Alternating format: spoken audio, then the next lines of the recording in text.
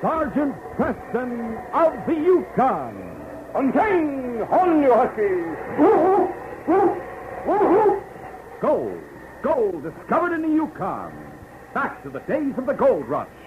And the adventures of Sergeant Preston and his wonder dog, Yukon King, as they meet the challenge of the Yukon in their relentless pursuit of lawbreakers.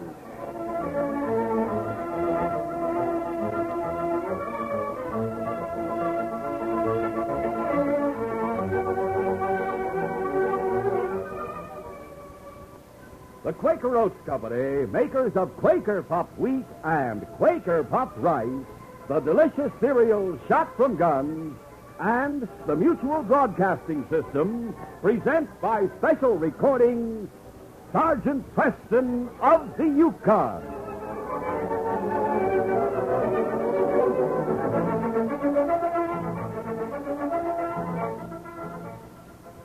Our adventure will begin in just a moment. Last year, there was an average of 500 forest fires every day in the United States. The forest burned would make a strip nearly a mile wide around the Earth at the equator. 90% of these destructive fires were the result of carelessness on someone's part. The lighted cigarette carelessly flipped out the car window, a campfire left untended, a lighted match thrown into a drift of dry leaves, or any one of many other thoughtless acts that can cause a fire. When you are out in the woods, here are 4 simple rules of fire prevention to follow. Crush out cigarette, cigar, and pipe ashes. Break matches in 2 after using. Drown all campfires. Then stir up and drown again. Always be sure to find out the law before using fire. By following these simple precautions, you will be doing your part in the prevention of costly forest fires that we can't afford. Remember, only you can prevent forest fires.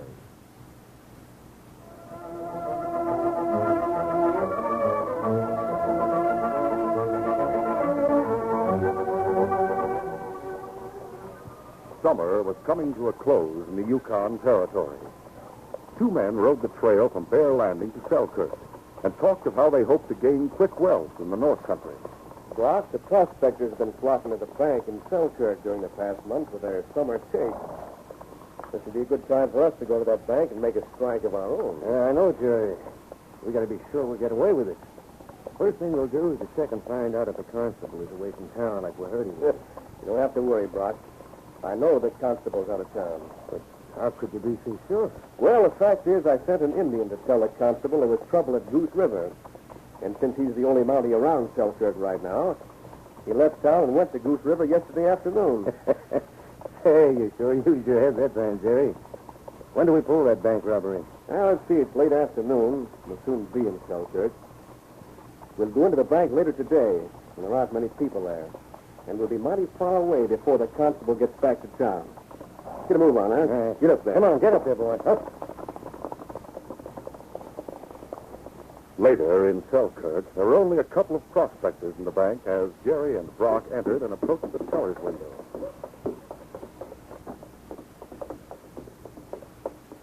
What can I do for you, mister? Reach, this is a holdup. I got the others covered. All right, you come up from behind there. And line up with those 2 over there. Hurry. Sure, mister. All right, watch them. Right. Keep an eye on the door. I'll go back to the counter and put those sacks of gold in this carpet bag. All right, hurry it up. All right. There, I got the gold. Let's get out of here quick. Wait. I'm not going to let you get away with it. Get out of my way, you. All right, let's go. Come on. Right. That evening, Sergeant Preston, with his great dog, Yukon King, arrived in Selkirk. He learned the constable was out of town and heard about the robbery. Preston rode to the bank to get further information about the holdup. He received the details and the description of the 2 crooks. He learned the men were strangers, and he knew it would be difficult to pick up their trail since many others had gone in and out of the bank. Sergeant Preston was talking to the teller. So many people have been in and out of here, both before and after the holdup. It's impossible for King to pick up the scent. You mean there isn't any way for him to find them? Not unless he could get the scent from something one of the cooks was wearing or had held in his hand. Then King could follow it. Say, I grabbed at the one who carried the gold just before he cracked me over the head. Huh? I had this bandana in my hand when I came to. You sure this belongs to one of the thieves? Yes, I grabbed at his coat, and I must have hung on to this when I fell. And we really do have something to go on. This will give King the scent. I will try to pick up that trail in front of the bank. Come along, King. Out in front of the building, Sergeant Preston held out the bandana to King. The intelligent husky sniffed at it a moment. Then Preston spoke. Find him, King. Find boy. For a moment, the great dog sniffed the ground, then gave a short bark to indicate he had the scent. The big husky started along the main street until he came to a space between two buildings, into which he turned. Then he stopped and sniffed again. Oh, they must have mounted horses here. I can see the hoof marks. Come along, King. I'll get Blackie, and then we'll go on from this point. The two crooks, Jerry and Brock, had ridden several miles from Selkirk to a settlement called Indian Run. They stopped there a short time for food and rest. And then they continued on a short distance until they reached a branch trail. Jerry called the horse. Oh, boy, hold. Steady. Hey, what are we stopping for, Jerry? See that branch trail, Brock? Yeah, I see it. It goes over to 2 Mile. Well, from there, we'll double back to Selkirk. We'll stop at 2 Mile at the Wayside Inn and shave off our whiskers. Then we'll go on to Selkirk. Yeah, maybe it's a good idea, Jerry. Sure it is. Selkirk is the last place anyone would think of hunting us. We'll put up at some small waterfront hotel and wait till the boat from Dawson docks. Then we'll book passage for the States and clear out. Now, let's get going, eh? Get up there, boy. Get up. A few hours later, Sergeant Preston and King reached the branch trail beyond Indian Run, where the crooks had turned off. At that point, King stopped a moment, sniffing the air. Sergeant Preston reined to a halt. Oh, Blackie. Oh, boy. What's the trouble, King? Huh? The way you're acting, King, I'd say they turned off onto the branch trail. The big husky stood another moment, and then started along the branch trail, whining and looking back. All right, fella, go ahead. I know you must be right, although it looks as if they headed back toward Selkirk. Get going, boy. Come on, Blackie. When Jerry and Brock again arrived in Selkirk with clean-shaven faces, they rode along the waterfront until they reached a cheap and shoddy hotel. They left their horses in a shed behind the building, then went inside and spoke to the disreputable-looking woman who ran the place. Evening, Millie. Remember me? Hey, you do look familiar, mister, but I can't... I used to have whiskers a couple of hours ago. I stayed here when I first came to the territory. I'm Jerry Collins. Oh, yeah, sure. I remember you, Jerry. Haven't seen you for some time, though. Where have you been keeping yourself? I'll never stay long in one place, Millie. Oh, this is a friend of mine, Brock Atkins. Hi, Millie. I'm glad to know you. How come you two are traveling around so early in the morning? Well, we got in town from a short trip. They tell me something. Do you know if the constable is in town now? Yeah, he is. After he got me out of bed an hour earlier this morning, he came here asking questions because of a bank robbery that happened at supper time last night. I see. Have you got a room for us? Sure. Let's see. 135, first room on the left. Here's the key. Thanks. How long you going to stay here? That depends. Oh, by the way, if anyone comes asking questions, we've been here for a long time. Get it? Yeah. How long, Jerry? Oh, 2 weeks or so. Oh. Well, in that case, you owe me $50. Hey, what do you mean we owe you 50? Oh, yeah, I get it. You're smart, Millie. Yeah. Here. This ought to be enough to keep you quiet. Yeah, thanks. Like I said, you've been here 2 weeks. By the way, maybe you'd like to know another Mountie came to town last night. Huh? Sergeant Preston and that big dog of his. Sergeant Preston? Holy mackerel, he was in Dawson. Well, all I know is he came to town last night. Then he and that dog of his took out after the 2 crooks who robbed the bank. I thought you two gentlemen would like to know. Yeah. Yeah, thanks a lot, Millie. Go to our room now, Brock. Yeah.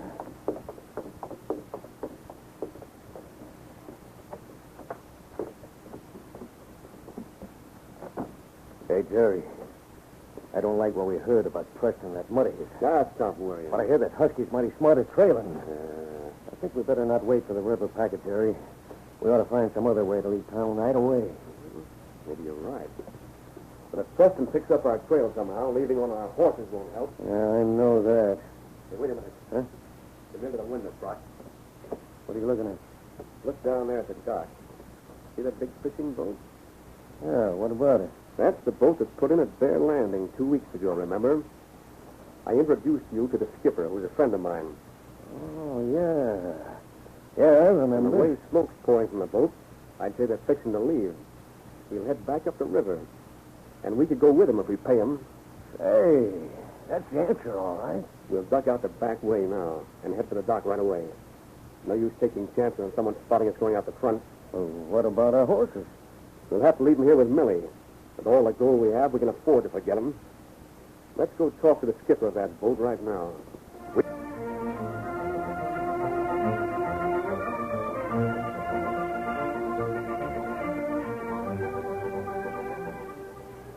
We'll continue our adventure in just a moment. Say, mothers, take it from the kids. The breakfast treat that can't be beat is Quaker Puff Rice and Quaker Puff Wheat. They're the winner for sure. First of all, they're the winner for crisp, delicious taste, because they're the ones shot from guns. Quaker Puff Wheat and Quaker Puff Rice are actually exploded up to 8 times normal size. They're puffed to perfection. And they're the winner for sunny natural flavor, a harvest of flavor that Mother Nature herself puts into the good, wholesome grain. So when Dad and the youngsters pour out a bowl full of swell-tasting Quaker Puff Rice or Quaker Puff Wheat, you can be sure there's no factory sweetening, no sugar added. Yes, that's the beauty of Quaker Puff Rice and Wheat. The youngsters like to put sugar on them themselves, lots of it, and the grown-ups in the family may want to put on less sugar to suit their taste. Yes, look tomorrow at your store for delicious Quaker Puff Wheat and Quaker Puff Rice. You can spot them in the familiar packages with the picture of the big gun on the front.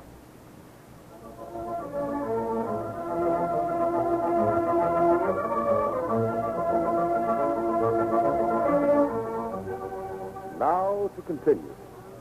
Jerry and Brock, carrying the carpetbag of gold, left the small hotel through the back door and hurried to the dock where the big fishing boat was moored. Let's go aboard, Ann. Hey, what are you two doing aboard? Hi, Skipper. I reckon you don't know me without my beard. Well, I don't. Sure. Now I know. You're Jerry. Yep. How come you shaved off the beard? I had a good reason. You fixing to make a run up the river soon? Uh-huh. Leaving in about an hour. Why? My friend and I want to make a deal about going along. Now, look, Jerry, you know we have an accommodation for passengers. Why aren't you taking the regular boat? It'll be here in a day or two. Now, look, do you want to take us or don't you? For cash. Now, listen, I'm not as dumb as you think I am, Jerry. I figure you must be running out on the law. And in that case, I'd be taking a big chance carrying you. Now, of course, for, say, $100 apiece, I might do it. Holy catfish. 200 to take us 20 miles? Shut up, Brock. Skipper, we'll pay you the 200 in gold. In gold, huh? I guess I hit the nail on the head. Sure, I admit we're running out on the law. Let's go into the cabin and we'll pay you. Well, Brock, even if that Mountie Preston did pick up our trail, he and that mud of his will be stumped once we leave on this fishing boat. Come on, let's get inside. It was almost an hour later when Sergeant Preston and King arrived at the waterfront hotel and entered. Oh, hi, Sergeant. Looking for somebody? Yes, I am. 2 men. One tall with heavy black hair, and the other stocky with red hair. Both of them bearded. Sorry, don't have anybody staying here that answers the descriptions you just gave. Sure of that? Mm-hmm, positive. Oh, what do you want them for? Bank robbery. Oh, I heard about that robbery last night. Seems to me you're wasting your time hunting for those crooks here in town, Sergeant. They probably lit out for some faraway place. I believe they're in town, right here in this hotel. Whatever gave you that idea, Sergeant? My dog went along that corridor. What is it, King? Oh, wait a minute, Sergeant. I told you those men you want aren't here. You had no right to... I sailed into this room. I'll complain to headquarters the way you come in here disturbing the Stand guests back and and try keep to... quiet, Millie. You're likely to talk yourself into real trouble. Open in the name of the law. Reckon nobody's in there. I'll see. Wait, both of you. Oh. Room's vacant. Reckon they're out right now. The men in this room have been here for 2 weeks, straight through. Really? No baggage here. And nothing in the closet. Hey, they must have taken the carpet bag with them. I didn't see them go out. They didn't pass the day. Look here, Millie, you've been lying to me. You know the men who are here are the crooks I'm hunting. I ought to take you in for questioning. No, please, Sergeant. I did sort of lie a little, but I just didn't want to have trouble in the hotel. They must have slipped out the back door. We'll find out. Come on, King. This way, boy. The back door. Found the scent, eh, King? All right, we'll pick up their trail from there. Sergeant Preston went quickly to the front of the hotel and mounted his horse. Then he followed King, who was heading for the docks. Great Dog unerringly went to the dock where the fishing boat had been moored. As Preston approached, a boat whistle sounded. He saw the big fishing boat heading away from the dock. Oh, Blackie. Boat's too far out. I'm sure those cooks are on it, boy. Never mind, we'll get them yet. Come on, King. Sergeant Preston mounted Blackie and rode to the constable's office a short distance up the street. The constable joined Sergeant Preston, and then the two Mounties and the dog set out along the river trail. Meantime, in the cabin aboard the fishing boat, Jerry and Brock, the two crooks, were talking to the skipper and his wife, Flora. We'll be putting in at Bear Landing this evening. That's where you'll get off and wait for the next river packet to the state. That's right. What's this all about, anyway? Are you boys mixed up in something that's against the law? That's none of your business, Flora. Oh, no? Well, if you think I'm going to let these two get us into trouble, you're crazy. I don't like all this monkey business. Oh, stop yapping. You talked me into letting you sail on this trawler with me, and you've been talking ever since. You don't even give me a chance to think anymore. Someday you'll sit in a jail cell with plenty of chance to think if you don't watch out who you take on this boat. Look, why don't you go and relieve Jake at the wheel a while?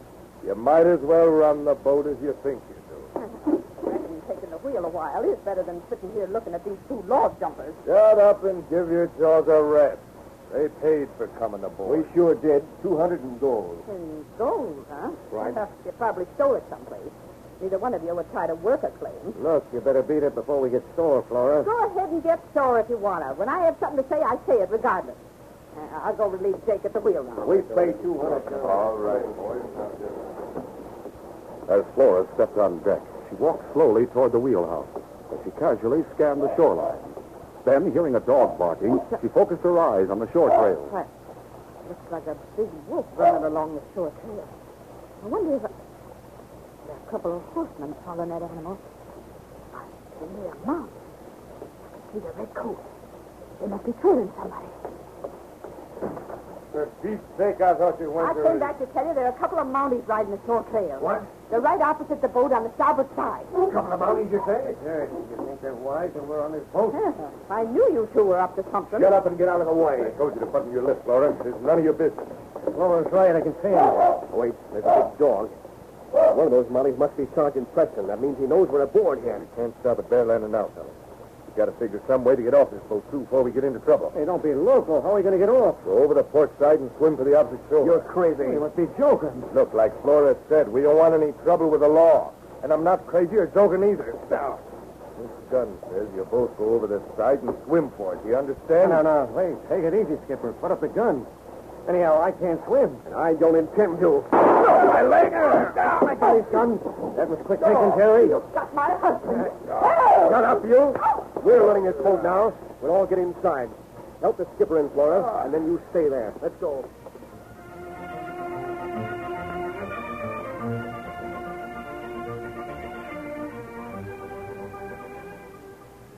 We'll continue our adventure in just a moment. Have you been wishing you could actually see Sergeant Preston in action? See him riding his big black horse Rex, capturing lawbreakers with the help of his courageous dog, Yukon King? And when winter comes, would you like to actually see the terrifying avalanches and snowslides in the coldest country of the North? Actually see a pack of huskies pulling a dog sled over endless snowdrifts? Well, listen to this. Sergeant Preston of the Yukon goes on television next week.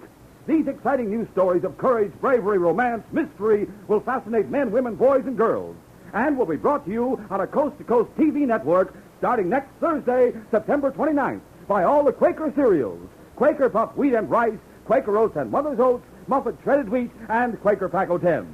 Now, did you get that date? Write it down. It's next Thursday evening, September 29th, the premiere of Sergeant Preston of the Yukon on television. It's something new and different in television for the whole family. Check your newspaper for the time and the stations nearest you.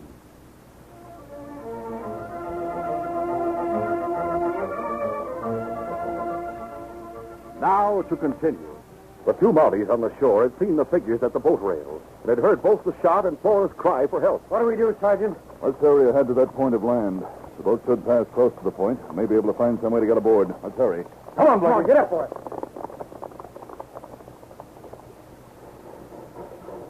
The two crooks, Jerry and Brock, had forced Flora into the cabin, and the wounded skipper was put onto a bunk. I told you not to trust those crooks, didn't I? Oh, just fix that bandage and keep quiet, Flora. Hey, wait a minute, Brock.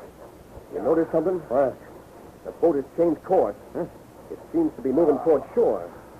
Hey, that's right, Jerry. Go forward with your gun and take over the wheel. Then head for the opposite shore and put in at the first place you come to. We got to shake off those Mounties, and that's the way to do it. Get going now. Oh, right away. A few minutes later, Brock appeared in the doorway of the small wheelhouse with a gun in his hand.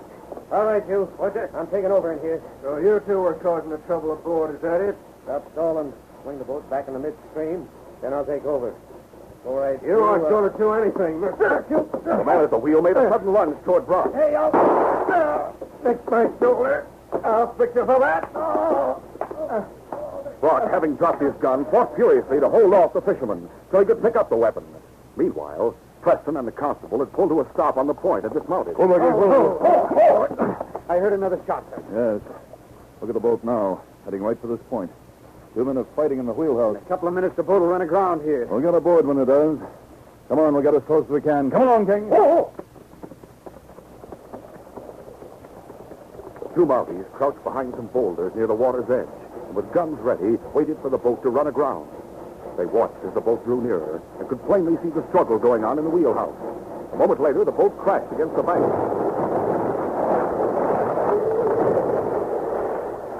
All right, let's get aboard. Come on, King. As the two Mounties leaped from the shore to the bow of the boat, Jerry appeared in the doorway of the cabin with his gun. Hey, look out, Sergeant. That man in the cabin doorway. Let's send him inside. Get to those men in the wheelhouse and cover them, Constable. King and I'll go to the cabin. Right. Let's go, King. Pressing himself close to the wall of the superstructure, Preston slowly made his way toward the cabin door, with King moving alongside him. Inside the cabin, Flora moved toward a sea chest, while Jerry was busy at the doorway. The crook turned just as she opened it and covered her with his gun. Hey, what are you after? Get away from that chest. You and that friend of yours that wrecked our boat. If I get my hands on a Get gun... back there beside the skipper and stay there. Go on. Quickly, Jerry went to the sea chest and took out a gun. Just as he straightened up, Sergeant Preston appeared in the doorway. Reach and drop those guns. You dirty Mountie out. Hornet. Oh, my arm. I'll get his gun, Sergeant. Careful, don't walk between us. Come here, you. The sergeant's warning came too late. Flora momentarily shielded the wounded crook from the Mountie. Jerry quickly picked up one of his guns and placed it against Flora's back. All right, Mountie. If you don't want me to shoot the woman, move into the cabin and stand to the side now. Hurry. Sergeant, he'll kill me if you don't. All right, Flora. Stand right there. Now drop your gun, Mountie. Preston paused a moment. Then, seeing the great dog King slinking along the cabin wall in Jerry's direction, he remarked, All right, you have the upper hand. There it is. Good. Now, Flora, you get over there beside the Mountie. Jerry didn't notice the big husky as he moved closer. Suddenly, King sprang from one side with a deep growl, grabbing Jerry's arm. Take him away. All right, King, down, boy. Watch him. I'll take his guns. My golly, for a minute I thought he had... All right, get inside, folks. All right. These are two who are fighting in the wheelhouse. Well, that big guy is one of my men. The other one's a crook. These two crooks caused all the trouble. They shot my husband because we objected to having him aboard. Yeah, they paid me to carry him on this trip, but I got suspicious. I see. We'll tie them and fix their wounds, and we'll take these two back to Selkirk and put them behind bars. Sergeant, here's the carpet bag containing the stolen gold. Good, that's the evidence we need. We arrest you two in the name of the Crown for armed robbery. It's going to cost me plenty to fix my boat. Maybe that'll teach you to be more careful who you take aboard after this. You can make repairs so as to get us to Bear Landing. Why, we're lucky we're alive. If it hadn't been for these Mounties and that dog... That darn mutt trailers everywhere. Sure. Didn't do you a bit of good trying to get away on this boat. I said we'd have trouble because of you two crooks, and I was right. Now we got a wrecked boat. Oh, shut up before you make a nervous wreck out of me with that eternal yapping. If the sergeant had been married to you, he might have looked the other way when Jerry threatened to shoot you. I wouldn't think of doing such a thing, Skipper. Huh. Wonder just how he meant that. I can guess. And you better shut up before you get a straight answer. Well, let's go, Constable. I'll be glad to get these crooks to jail and say this case is closed.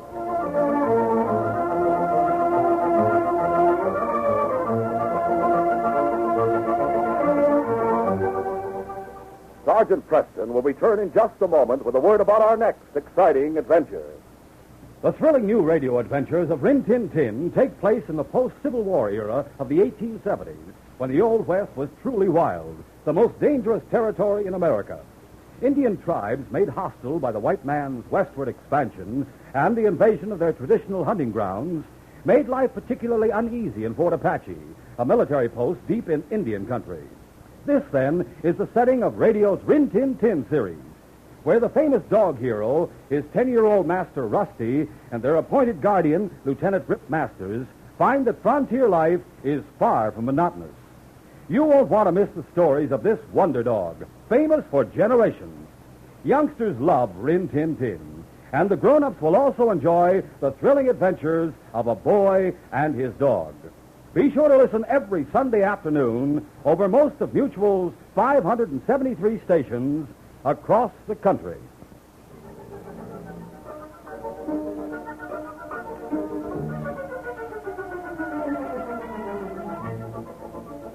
And now, here is Sergeant Preston. Sergeant Preston reporting for duty, Inspector. Sergeant, have you ever heard of Solitaire Jackson? Why, yes, sir. He's an American who recently finished a prison term in the States. I understand he came to the Yukon to get the man who framed him. Apparently, that's not the only reason he came here. A man answering his description has just robbed the express office and shot the constable on guard. I want you to find Jackson, Sergeant, and bring him in. Right, sir. Let's go, King. Whoa! Oh. Solitaire Jackson has a dangerous reputation. But why should he rob the express office if his real motive is to get revenge on the man who framed him? Perhaps there's more to this case than the inspector realizes. More mystery, more criminals involved, and more danger for Sergeant Preston. Be sure to hear this next exciting adventure.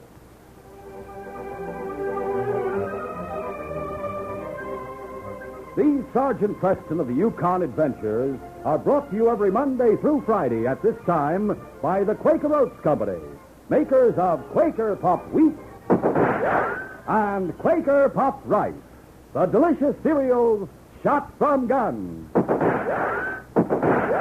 By special recording in cooperation with the Mutual Broadcasting System. They are a copyrighted feature of Sergeant Preston of the Yukon Incorporated. Created by George W. Trendle, produced by Trendle Campbell Muir Incorporated, and directed by Fred Flowerday. The part of Sergeant Preston is played by Paul Sutton.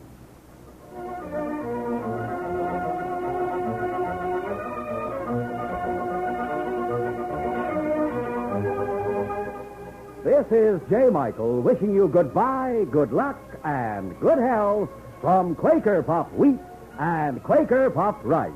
So long. This is Mutual, Radio Network for all America.